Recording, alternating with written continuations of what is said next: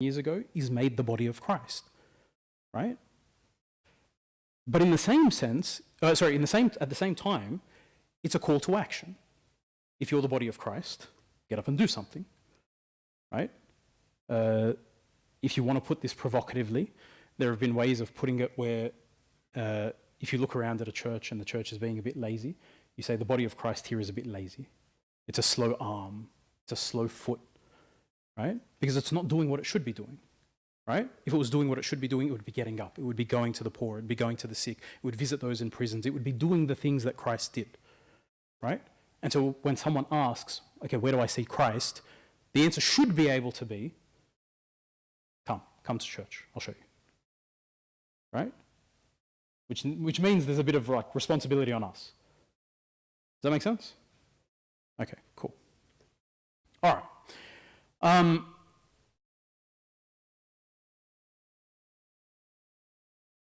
I think I can stop there.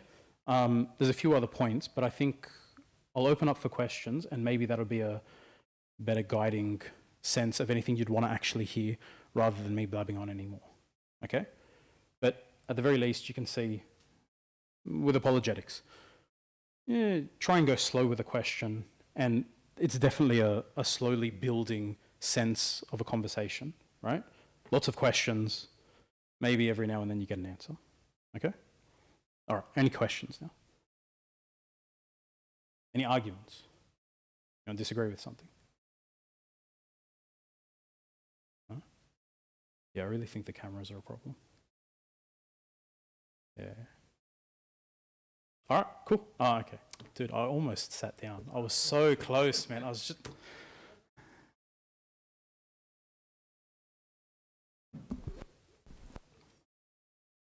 So,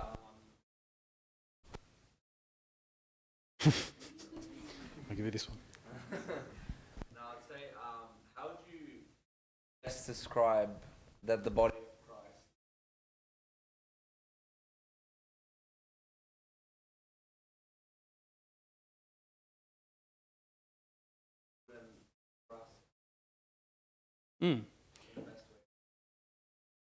To be honest, my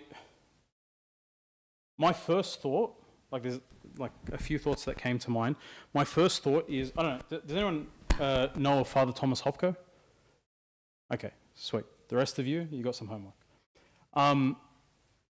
He would make a point very clearly, very strongly when it came to evangelism.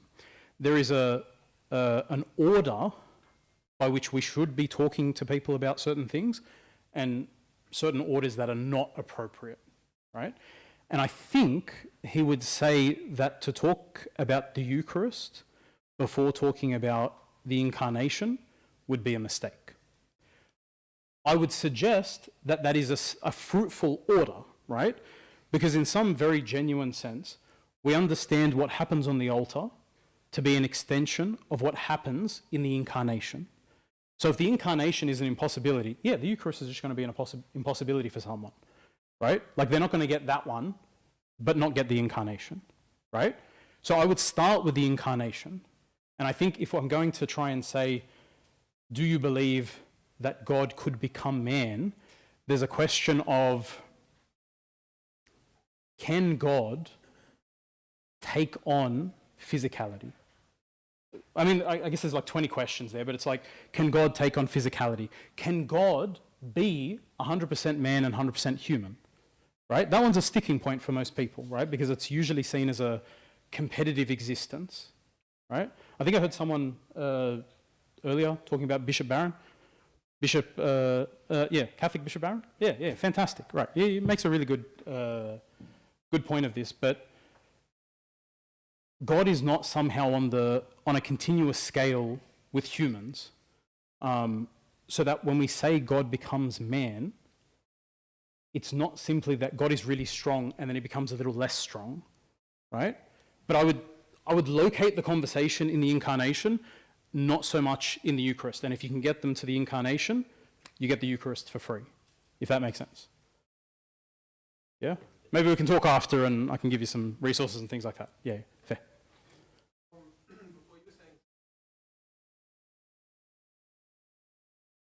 Yeah.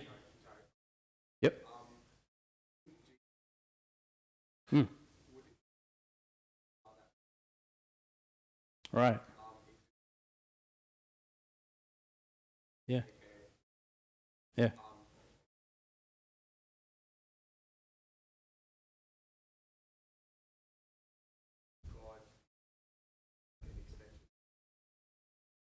Yeah. Some fun graphs could be drawn here. Yeah, yeah, yeah. Mm. Yeah, yeah, yeah. No, fantastic question. So, can God make another God? That's what your spiritual life is. Be Christ-like. Be Christ-like. If Christ is God and yours to be Christ-like, yeah.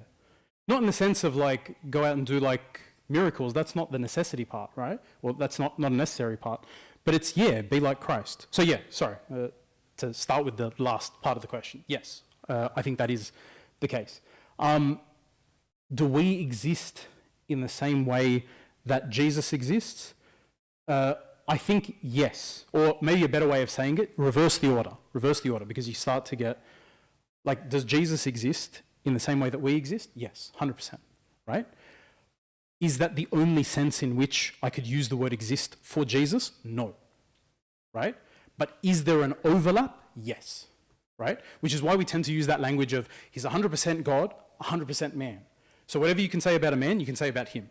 But whatever you say about God, you also have to say about him, right? It's a beautiful simplification, 100% God, 100% man. It really helps answer a lot of those questions. But yeah, like Venn diagram, right?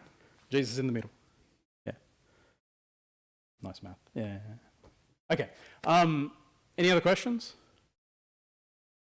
All right, I'll leave you in peace. But thank you very much for having me.